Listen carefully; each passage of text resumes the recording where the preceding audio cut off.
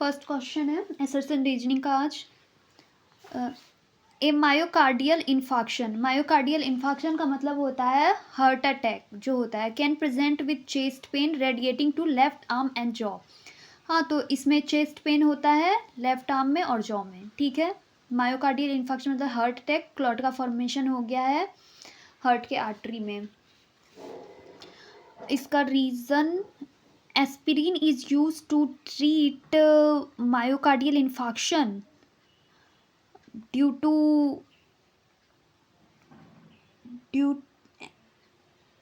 Because it reduce platelet aggregation. Aspirin का इस्तेमाल हम लोग करते हैं मायोकार्डियल इन्फेक्शन को ठीक करने के लिए, हाँ। और यह क्योंकि ये प्लेटलेट्स को एग्रीगेट एक जगह पे इकट्ठा नहीं होने देता है, जिससे कि क्लॉट नहीं फॉर्म होता है। तो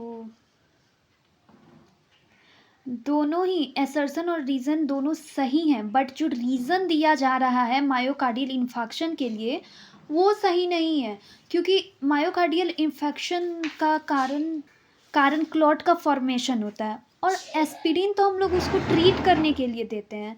तो दोनों ही सही है, बट जो रीज़न होना चाहिए वो सही नहीं है। B, following a kidney transplant, a client is started on immunosuppressant medication to prevent organ rejection।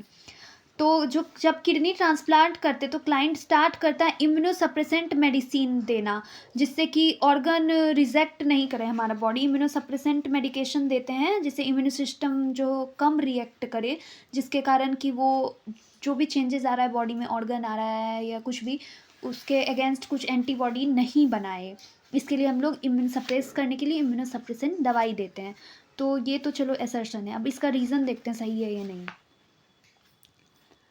तो रीज़न है immunosuppressant drug suppress the immune system response. हाँ, तो इम्यून सिस्टम का जो भी रिस्पॉन्स होगा उसके खिलाफ, चाहे वो WBC बनाए, हिस्टामाइन बनाए, या जो कुछ भी बनाएगा उसके अगेंस्ट लड़ने के लिए, उसको सप्रेस करता है immune suppressant. Yes, and reduce the risk of its attacking the transplant kidney. हाँ, तो किडनी पे वो अटैक नहीं करेगा अगर इम्यूनोसप्रेसेंट हम लोग दे देंगे, तो इम्यून सिस्टम सप्रेस हो जाएगा। तो सही है, असर्शन भी सही है, रीज़न भी सही है, और जो रीज़न दिया गया है इस किडनी ट्रांसप्लांट के लिए वो बिल्कुल सही है, ए होगा। Trans fat are considered harmful to human health because they increase risk of coronary heart disease.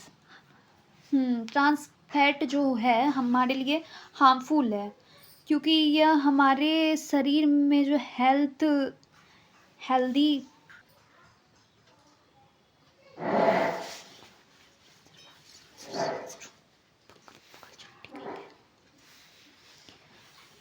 Trans fat जो है हमारे बॉडी के लिए हार्मफुल होता है, क्योंकि इसके कारण हमें कॉरोनरी हार्ट डिजीज़, कुछ किसी भी तरह का हार्ट में डिजीज़ हो सकता है कॉरोनरी आर्टरी में। तो या ये असर्सन है। अब इसका रीज़न देखते हैं। Trans fat decrease low density cholesterol level and increase high density lipoprotein cholesterol level in the blood.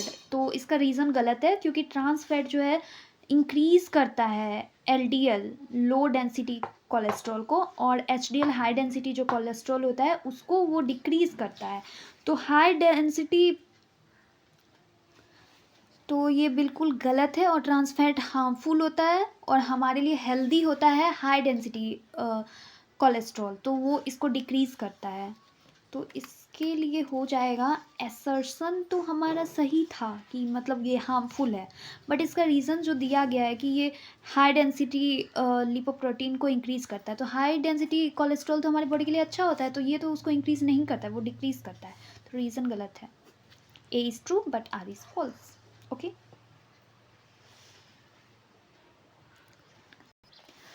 Patient with intermediate claudication encourage to perform supervise exercise. Patient जो कि इंटरमीडिएट क्लॉडिकेशन होता है, claudication का मतलब हुआ हम लोग को शरीर में थकान महसूस होना, क्रैम्प, दर्द, जो लेग काफ मसल्स होता है, बटक्स में पेन महसूस होने लग जाता है ज़्यादा एक्सरसाइज करने के वजह से।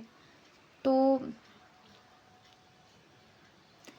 उसके बाद इसका रीज़न देखें तो एक्सरसाइज में lead to venous insufficiency edema in the patient, नहीं, इसके कारण एडेमा नहीं होता है। इसके कारण हमारा सर्कुलेशन में ऑक्सीजन का कमी हो जा रहा है, उसमें कार्बन डाइऑक्साइड ज़्यादा बनने, लैक्टिक एसिड बनने लग जाता है, तो इसका रीज़न गलत है, एडेमा नहीं बनता है।